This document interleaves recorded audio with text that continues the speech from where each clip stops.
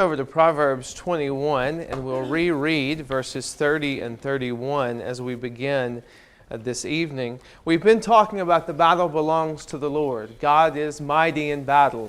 We looked at some passages in Chronicles that illustrate this. God's victory allowing Asa and Jehoshaphat and Hezekiah to overcome their enemies without much effort on their part. We looked at the wisdom of God to thwart the plans of man, and we looked at Gideon defeating the Midianites.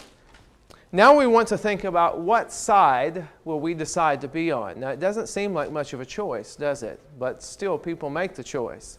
Will we decide to align ourselves with the one who cannot be stopped, the one who is strong enough to deliver us under any circumstance, the one whose wisdom cannot be overturned, or will we choose to fight against him? Proverbs 21, verses 30 and 31. There is no wisdom, and no understanding, and no counsel against the Lord. The horse is prepared for the day of battle, but victory belongs to the Lord. Are we going to align ourselves with the Lord? As you're turning over to Joshua chapter 5, where we'll be in just a moment thinking about Jericho, what will we decide? Will we align ourselves with the Lord, or will we try and fight against him? James 2 talks about the fact that demons believe in God and they fear him, but they choose not to follow him, not to submit to him. They still try and fight against him.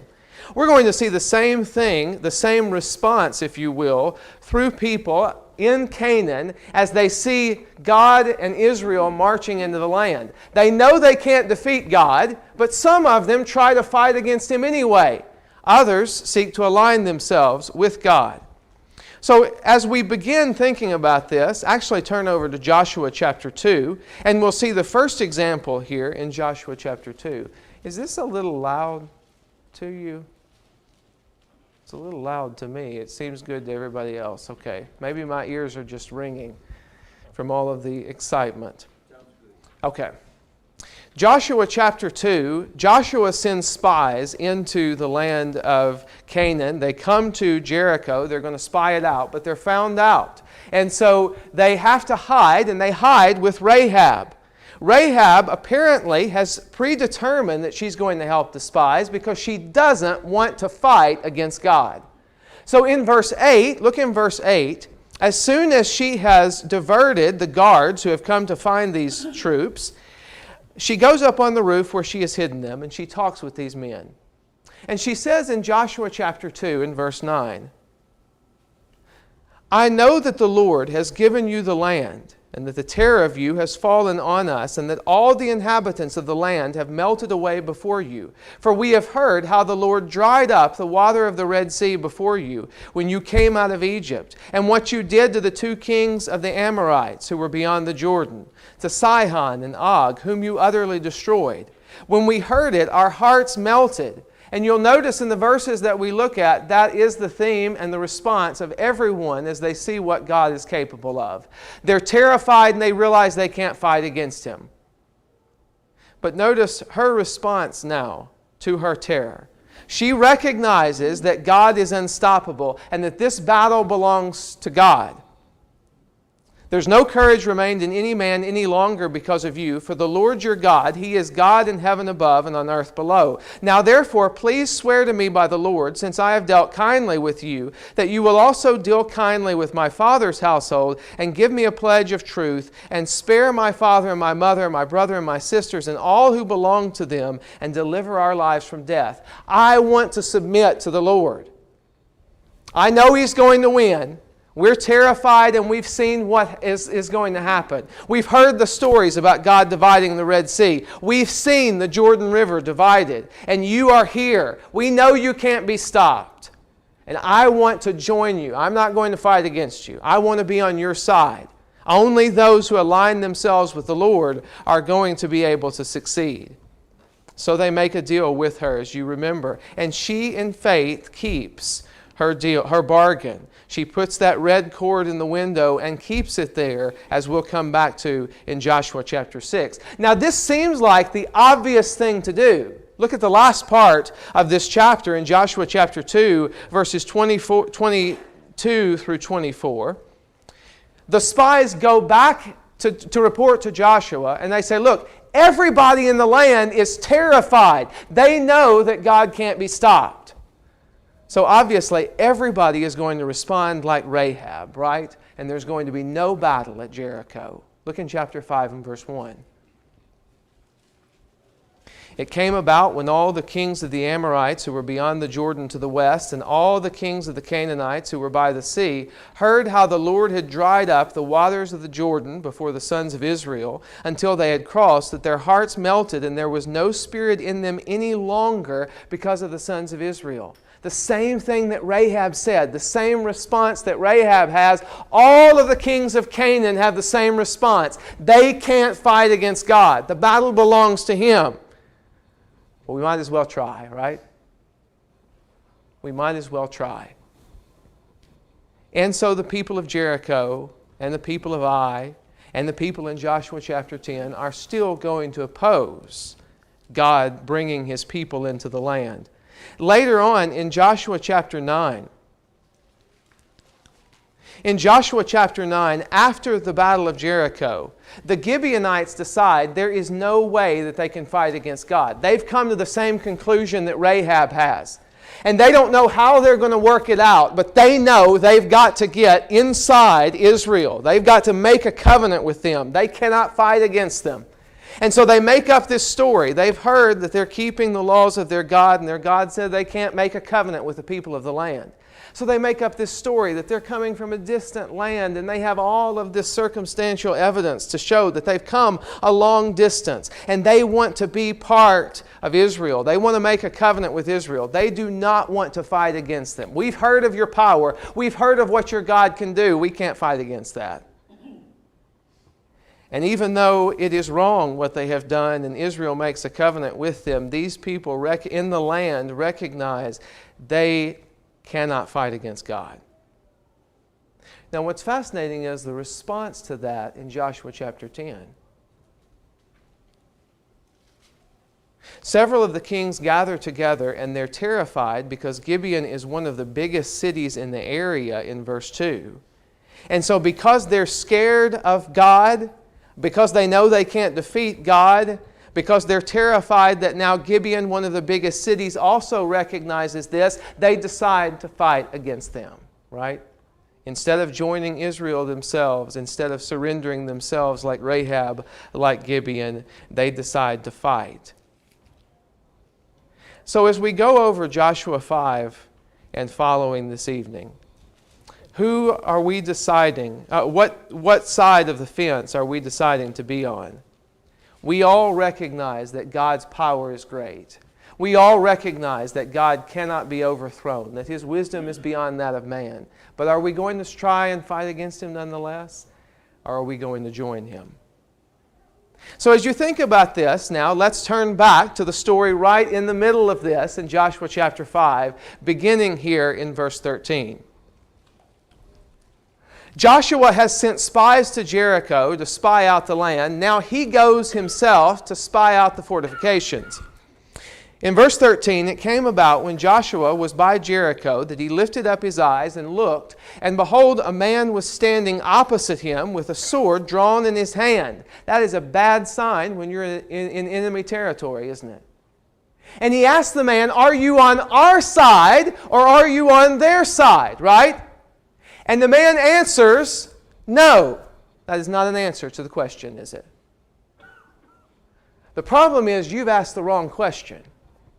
God doesn't have to choose sides. God's not looking back and thinking, "Oh man, that is a pickle. Which one of these should I be with?" Right? You need to figure out which side I'm on and adjust accordingly. God is not on anyone's side. Joshua discovers in verse 14 that he's talking to the commander of the army of the Lord. Now what's interesting about this, there's several commanders, of course, mentioned throughout the Bible. But if you look in 1 Kings chapter 2, for instance, 1 Kings chapter 2 and verse 32.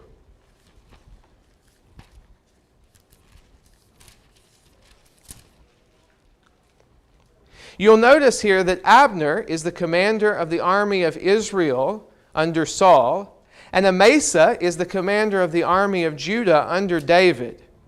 Again, this is the commander of the Lord's army. He's not affiliated with Israel. He's not affiliated with Judah. He's not affiliated with Jericho. This is the Lord's army. You can choose to fight against it or you can choose to join it, but this man is commander of the Lord's army. This angel, is commander of the Lord's army. And he tells Joshua to remove his sandals because he's standing on holy ground.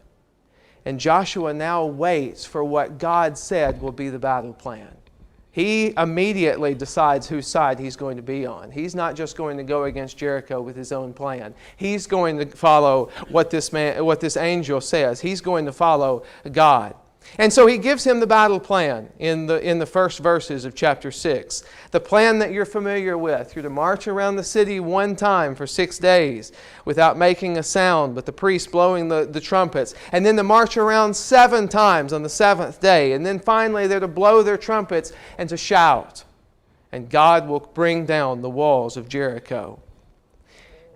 But what does this blowing and the trumpets and shouting, what's the significance of this? We talked about this a little bit with Gideon yesterday. The torches might symbolize the presence of the Lord. What's the significance of all of this? The ark of God is leading them into battle. They're blowing the trumpets and they're shouting out. Look at Numbers chapter 10.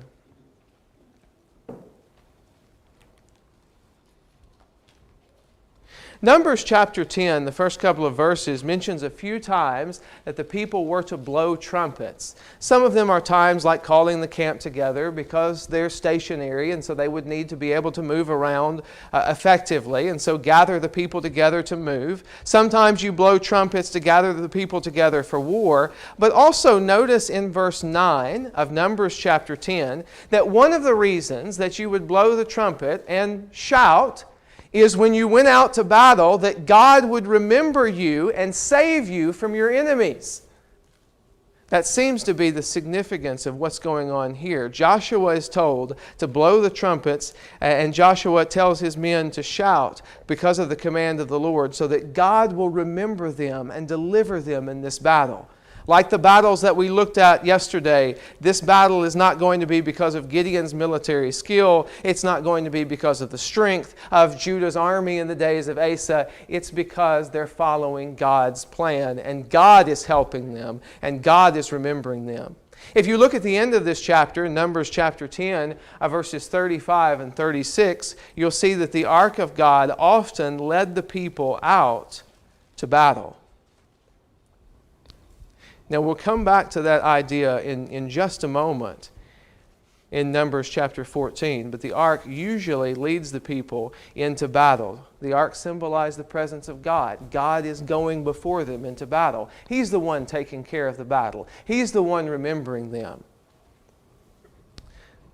Thinking back to what we talked about with Gideon, this doesn't really follow conventional wisdom, does it? Let's go out into the open. Make sure that the people who are hiding behind the fortified walls can see everyone, all of the men. Take a shot at us if they need to, and let's all walk around peacefully. It's not the best way to sneak up on the enemy. But Joshua follows the commands of the Lord. He wants to follow the Lord's commander. He's not willing to go himself into battle. He goes back and he tells all of his men to follow the Lord's commands, and they make the proper preparations. And they do everything that they're supposed to, day after day. After the monotony of the 6 days and the monotony of their obedience, they begin on the 7th day. And Joshua tells the people again to obey every detail of what God has said. And finally the time comes in verse 20, and the people shout, and the priests blow their trumpets, and the walls fall down flat. In order for the walls to fall down in that direction, you would assume somebody would have to be on the inside, right? Pushing them down. Kind of like when the curtain of the temple is torn from top to bottom. Who's tall enough to be grabbing it from that direction?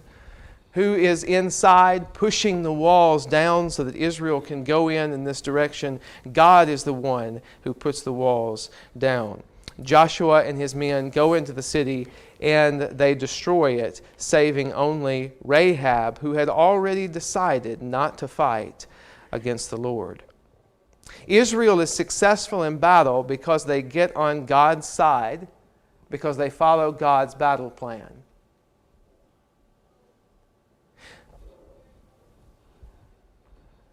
But sometimes after our greatest victory and after a great moment of faith, we get a little lax. We have been victorious. Maybe we don't need God as much the next time around. And so now there's a new enemy, the city of Ai, and they're going to go and they're going to spy out this city, and Joshua sends men out just like he did at Jericho. And this time, there's no reference to them waiting on what God has to say about the battle plan. And they come up with their own battle plan based on what they see from the circumstances. They go and they look at Ai, and it's just a little city. We don't need very much this time. We don't need as many of the troops this time. Our power is great enough to take care of this one. This seems to be one of those cases where Israel's army is much bigger than the army that they're dealing with. We talked about this in 2 Chronicles 24, where Joash's army is greater, but God defeats them by a smaller Aramean army because they do not trust in the Lord. Ai is a small city. The people go there and they say, look, we're strong enough to take care of them. If we've taken care of Jericho, they didn't take care of Jericho. God did. If we've taken care of Jericho, surely we can take care of Ai. Don't even bother all of the boys to go up there. Just send a few thousand up there. We'll take care of that. The rest of us can kind of rest and get on to something more important, right? We don't need God on this one. They don't wait for God's instruction, and they trust in themselves. How do you think things are going to go in this battle? The enemy is smaller, so surely it'll go well. They have more weapons. They have more men. What could go wrong, right? That's all you need to win the battle. Look in verse 4. So about 3,000 men from the people went up there. I'm in Joshua 7. So about 3,000 men from the people went up there, but they fled from the men of Ai. The men of Ai struck down about 36 of their men and pursued them, and it talks about how far they pursued them. But you'll notice at the end of verse 5 that the hearts of the people melted and became like water. The same thing that described the Canaanites when they thought about God fighting against God in chapter 5 and verse 1.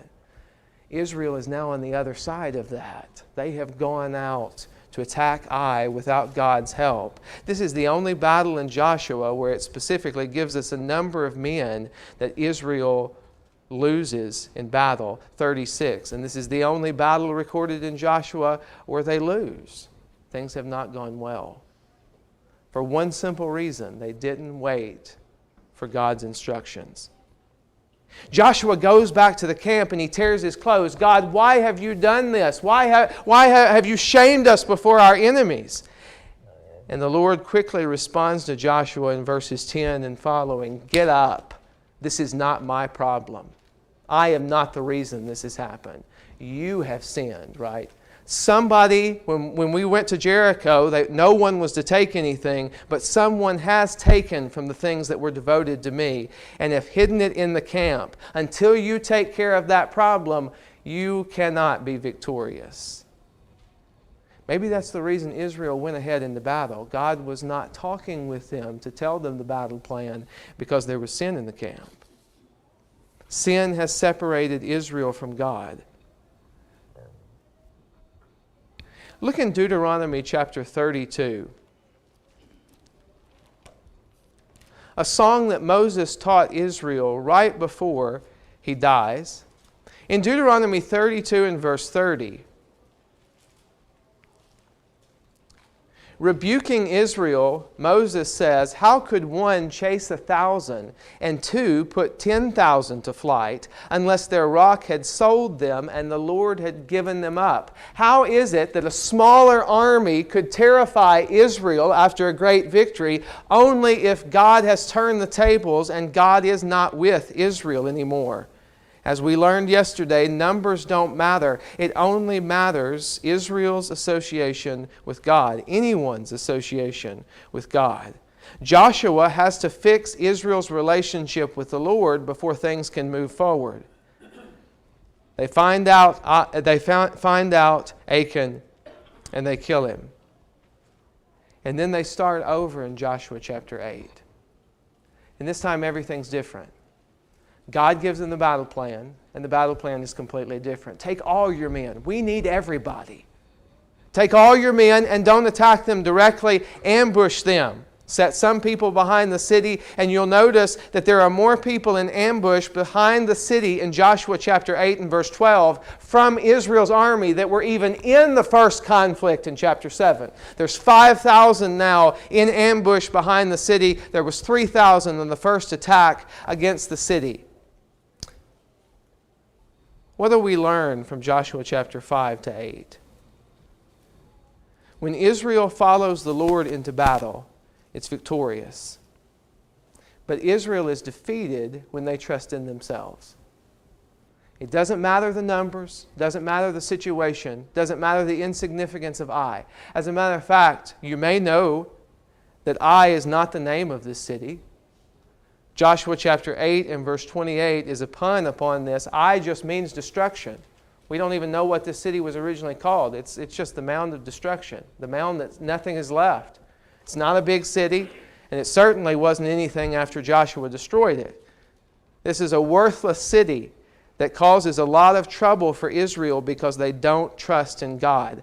Numbers don't matter. Weapons don't matter. Israel's relationship to God is the only thing that matters. The same is true for us. We can be victorious if we align ourselves with the Lord, or we can be defeated rather easily, no matter what the situation looks like, if we oppose Him. So in Joshua 1 to 10, think about those who align themselves with the Lord: Israel, Rahab, the Gibeonites, and those who decide, even though they're terrified of God's power, to fight against Him, like the people of Jericho, Achan, who doesn't listen to God, and Ai. Who will you choose to align yourself with? God or against Him? Look in Acts chapter 5.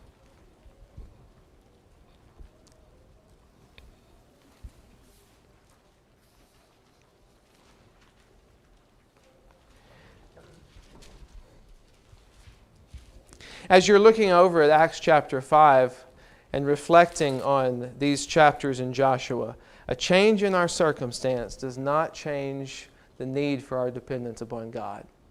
Whether Israel is in a powerful position compared to their enemy or a less powerful position compared to their enemy, they're always equally dependent upon God. Nothing changes in that regard. We must align ourselves with the Lord. And the foolishness in Acts chapter 5 of someone who tries to fight against God and His plan. The foolishness of someone who tries to fight against God and His plan. We've seen this in the stories of Joshua 1 to 10, but now we see it in the early Jewish leaders as they're trying to stop the disciples talking about Jesus. There's a curious problem in the first couple of weeks and months after Jesus is killed. You remember the disciples. How many of them were with Jesus in the garden? How many of them went to the trial? How many of them stood by the foot of the cross? How many of them were all night and day by the grave? They weren't around. They didn't want to be part of Jesus anymore. Remember what Peter said that we talked day, denying Jesus 3 times.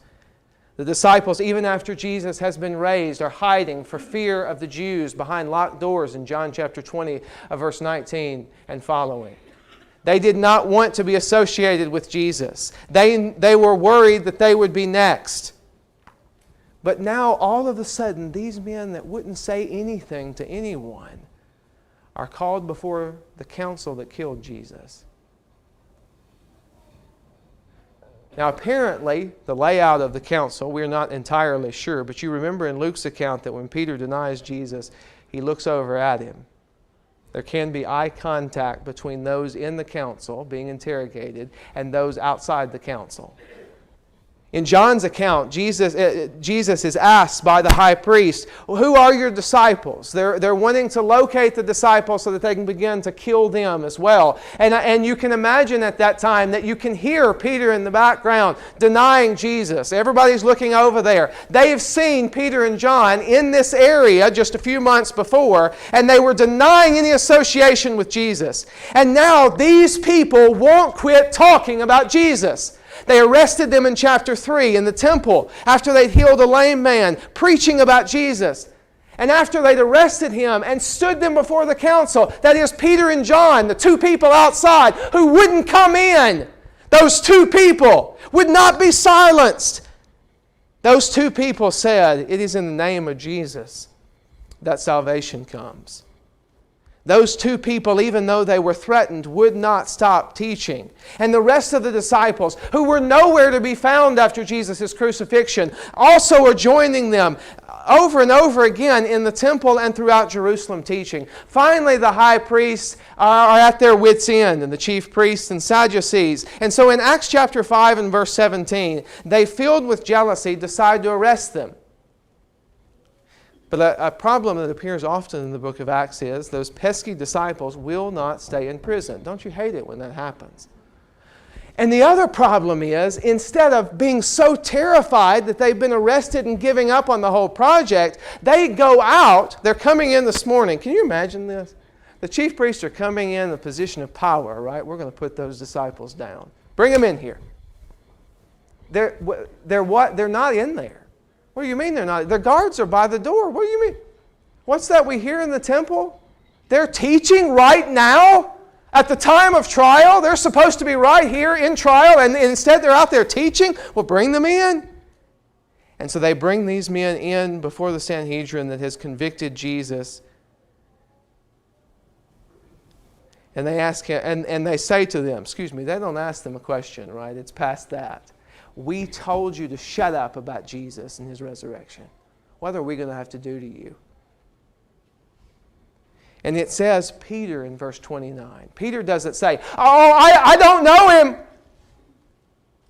Peter said, we must obey God rather than men. The God of our fathers raised up Jesus, whom you've put to death by hanging Him on the cross. He's the one whom God exalted to His right hand as a prince and a Savior to grant repentance to Israel and forgiveness of sins. And we are witnesses of these things. And so is the Holy Spirit, whom God has given to those who obey Him. Did you hear that? We know Jesus is dead, but He's alive.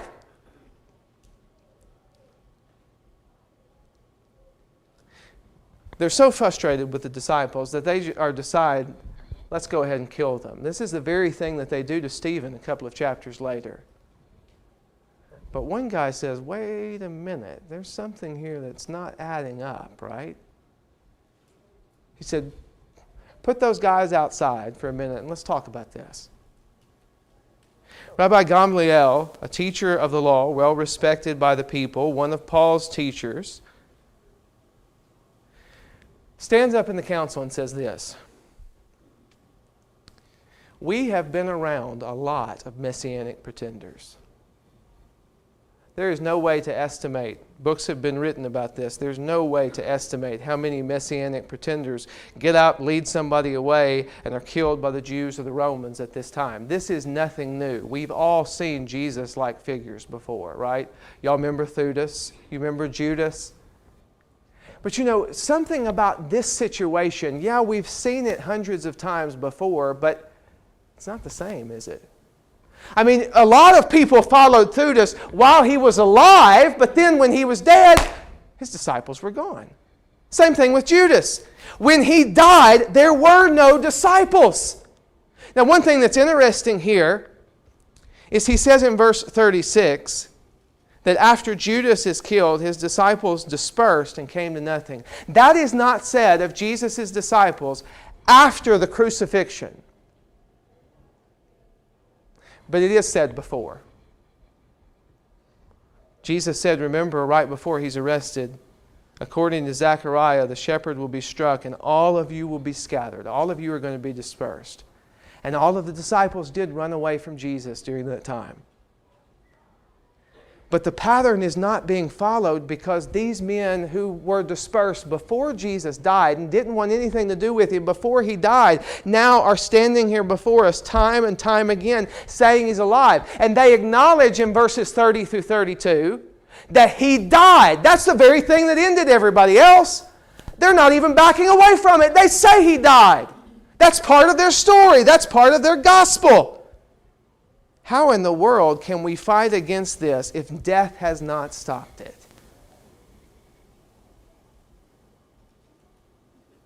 So in verse 38, in the present case, I say to you, stay away from these men. Let them alone.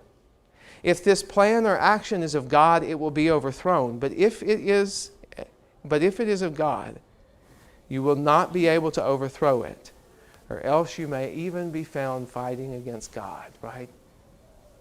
We cannot oppose God. We must align ourselves with the Lord. Every other messianic pretender who was killed, that was the end of the story. Jesus' followers have been growing steadily. And you'll notice in chapter 6 and verse 1, right after the disciples are beaten, right after they're flogged, they continue teaching every day in the temple in verse 42 from house to house. And the result is in chapter 6 and verse 1 that more people keep following this dead guy named Jesus.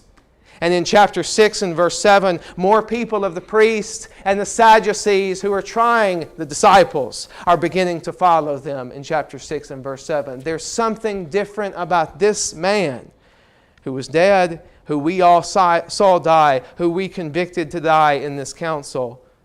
We cannot fight against God. Everyone has a choice to make. Do we look at the evidence of Jesus, the growth of the gospel, the story of Jesus and the facts behind it? And do we strive to fight against those things, or we strive to align ourselves with them? What is our decision? But whatever your decision be, remember these words in verses 38 and 39. It is a serious decision because you might be fighting against God, and you won't be able to stop it. On the side note, and I wish we had more time with this, I'm always fascinated by how often in history people have tried to stop God. Burned Bibles, imprisoned all of the Christians. Here we are 2,000 years later in Medina, quite a ways from Jerusalem. A couple of years ago, the president of Iran, every year, he would run on the same thing. Every couple of years, he would run on the same thing. He was going to get rid of Christians in Iran.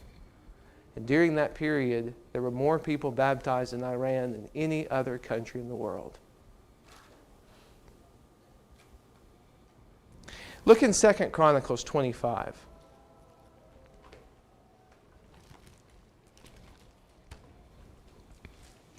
We cannot fight against God. We must align ourselves with the Lord and not decide to trust in others. This is always a temptation. Going back to some of our stories in 2 Chronicles yesterday, this is always a temptation. Who will we choose to trust in? When an enemy is near us, are we going to choose to align ourselves with the Lord, even though difficulties may arise? Or are we going to choose to try to find that is more tangible, so it seems, that will be more help in the midst of a crisis? Amaziah has got to decide that in 2 Chronicles 25. Is he going to worry about aligning himself with the Lord, or should he have some real troops on the ground who can help him? He's going to try and attack Edom. He counts up his men and he's only got 300,000, not enough to fight Edom. And so he decides, what I'll do is I'll go and gather some of the men from Israel, about 100,000 men. And he brings 100,000 men from Israel's army. But the prophet comes to him and says, what are you doing? You don't need numbers. You need the Lord. And if you go with this big army to fight Edom, God will not be with you. But you on your part, you be strong, you be courageous, you do whatever you want to do, but God will not help you and you will not be victorious. You need to make a decision. Who are you going to trust in? Are you going to trust in those around you, or are you going to align yourself with the Lord? Who are you going to trust in? And Amaziah says what troubles us often. I've already made a financial commitment to them in verse 9, right? I can't get that money back. Maybe the help that they can provide physically and the money that I've lost is going to be enough to just stick with that situation. The prophet tells him at the end of verse 9, the Lord has much more to give you than this. The Lord has much more to give you than this. There's so many verses like this where there's no pause between verses 9 and 10, but can you imagine all of the thought that went into this? After thinking through what decision to make, he does dismiss the men from Israel. He goes and fights with less troops. And he suffers the consequences of sending some of Israel home as they kill and pillage on their way back to Israel. But God strengthens him in his battle against Edom, and he is victorious. He's victorious because he trusts in the Lord and he aligns himself with him. Turn over to Amos chapter 2. Those who are aligned with the Lord are victorious. We've seen that we need to get on the Lord's side. We cannot be victorious if we're fighting against him. We cannot be victorious if we're trusting in someone else who is opposed to God. Those who are aligned with the Lord will be victorious. Those who oppose him will be defeated. Amos chapter 2 is in the context of God's judgment against many nations, but now it has come full circle to the people of Israel, beginning in verse 6 of Amos chapter 2. Now I want you to notice verse 14. Flight will perish from the swift, and the strong will not strengthen his power, nor the mighty save his life. He who grasps the bow will not stand his ground. The swift of foot will not escape, nor will he who rides his horse save his life. Even the bravest among the warriors will flee naked in that day, declares the Lord. You can try and fight against God, but this is how it's going to end. Whatever you think your ability is, your strong point is, it's not going to match God's. Are you strong? Not strong enough. Are you fast?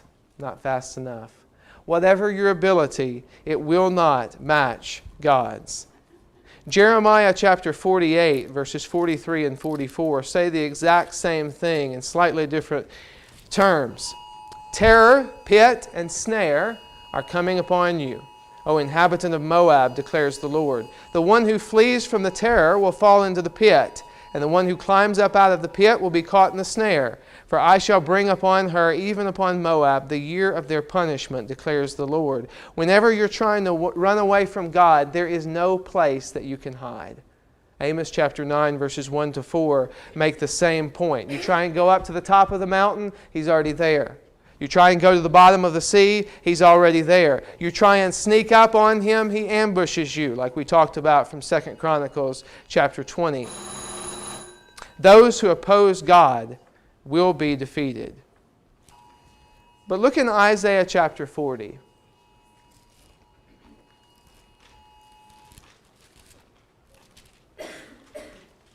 Those who oppose God, whether they be strong, powerful, swift, whatever the case may be, will not be able to defeat God. But those who align themselves with the Lord, whether they be weak and feeble and incapable, will find strength. You see, the difference is not how we are when we begin, but whether we are connected to the Lord. Speaking to Israel, Judah, I should say, after they've returned from Babylonian captivity, so this is a prophecy about the future, trying to fortify those who are going through difficulties, coming back home, wondering whether God is helpful, whether God can protect them. He says this in Isaiah 40 and verse 27. Why do you say, O Jacob, and assert, O Israel, my way is hidden from the Lord, and the justice due me escapes the notice of my God? Do you not know? Have you not heard? The everlasting God, the Lord, the creator of the ends of the earth, does not become weary or tired. His understanding is inscrutable. He gives strength to the weary, and to him who lacks might he increases power. Though youths grow weary and tired, and vigorous young men stumble badly, yet those who wait for the Lord will gain new strength. They will mount up with wings like eagles. They will run and not get tired. They will walk and not become weary. The exact opposite of the things that we've looked at from Amos chapter 2 and from Jeremiah chapter 48. Those who oppose God, no matter how powerful they may be, will not be victorious. Those who get on God's side, no matter how weak they may be, will become capable because they find strength in the Lord.